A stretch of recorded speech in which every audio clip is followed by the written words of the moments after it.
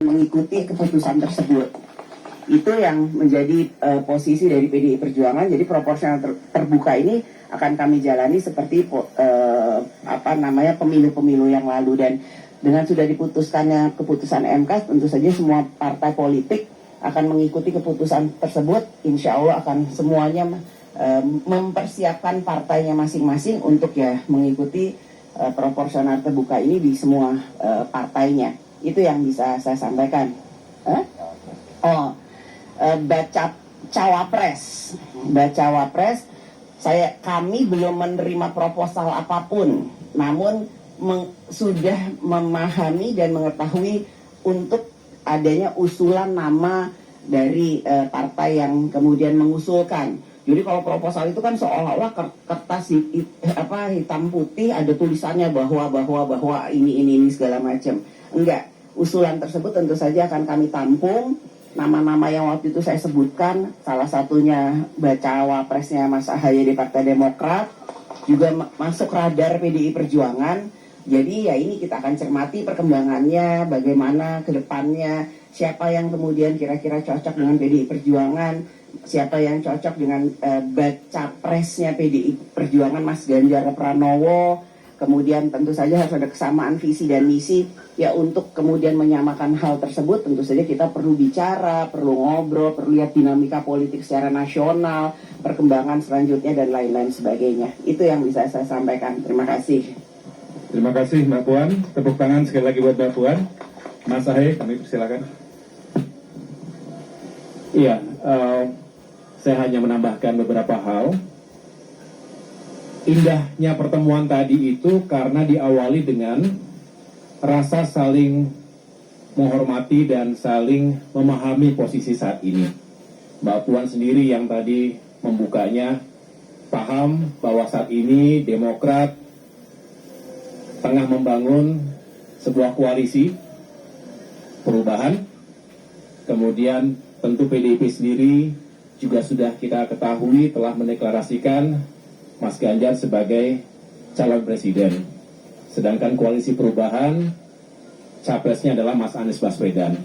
Jadi dengan mengembrace itu, artinya menyadari posisi kedua partai, justru tadi sangat terbuka akhirnya. Tidak ada rasa tidak enak untuk menyampaikan hal-hal yang memang bagus untuk kita saling ketahui, saling dibicarakan. Contohnya tadi, beliau bertanya bagaimana posisi Demokrat sekarang, Oktober, dan seterusnya pada saat pemilu dan di masa depan seperti apa. Begitu pula saya bertanya yang serupa. Yang jelas, yang kami juga senang adalah paling tidak kalau ada yang bertanya kesepakatan seperti apa. Kami sama-sama sepakat ingin pemilu 2024 ini berjalan dengan damai. Tidak terjadi perpecahan, tidak terjadi polarisasi atau benturan yang sangat keras antara masyarakat atau bangsa Indonesia sendiri. PDIP maupun Demokrat adalah sama-sama nasionalis, merah putih, Pancasilais yang kita tentu tidak ingin terjadi perpecahan di antara kita karena politik sesaat. Oleh karena itu, banyak hal yang bisa kita cari kesamaannya. Belum lagi isu-isu tentang demokrasi dan kesejahteraan serta keadilan di negeri kita. Kemudian pesan Pak SBY, kebetulan kemarin juga baru bertemu dengan saya, sama-sama ziarah kita ke Taman Makam Pahlawan. Kebetulan pusara almarhumah Ibu Ani tidak jauh dari pusara almarhum Bapak Taufik Kemas. Beliau berdua bersahabat di masa hidupnya, dan tentunya mudah-mudahan Al-Fatihah di alamnya, di dunianya juga tersenyum melihat kebersamaan pagi hari ini. Yang jelas semangatnya sekali lagi adalah bagaimana Pak SBY juga menitipkan semoga pertemuan ini membawa kebaikan dan keberkahan. Sekali lagi jangan hanya pada pembahasan politik praktis, tetapi jauh dari itu karena kita ingin sama-sama punya peran yang baik untuk negeri kita. Ini juga dijelaskan sebelumnya oleh kedua sekjen, Pak Hasto maupun Pak Teguh Rifki, dalam pernyataan persnya bahwa pertemuan hari ini melampaui itu. Dan ini menjadi sebuah catatan yang baik sehingga pertemuan ini bukan hanya sekedar gimmick politik tetapi juga sesuatu yang penting dan substansial, kira-kira begitu.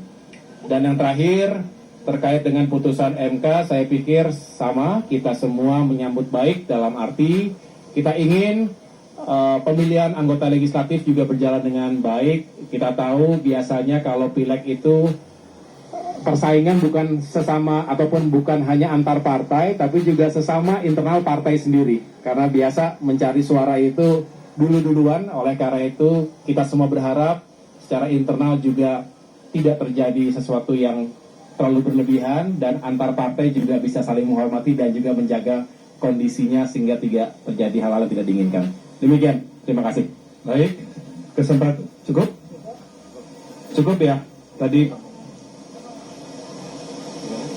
Cukup boleh semua partai.